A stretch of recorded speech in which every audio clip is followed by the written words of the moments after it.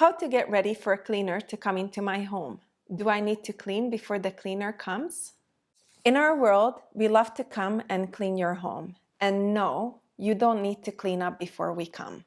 During the onboarding process, we probably ask you some questions already, like where the garbage bags are, do we need to bring our own vacuum, or do you have one?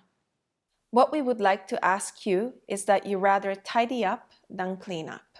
You might be asking, what does tidy up mean? Here's what it means. Clear your kitchen counters, leave the sinks empty for us so we can scrub it. Clear your bathroom counters. Best idea is put everything in a box. Pick up everything from the floors, clothing, toys, books. If we discuss making your beds, please leave your clean sheets on the beds.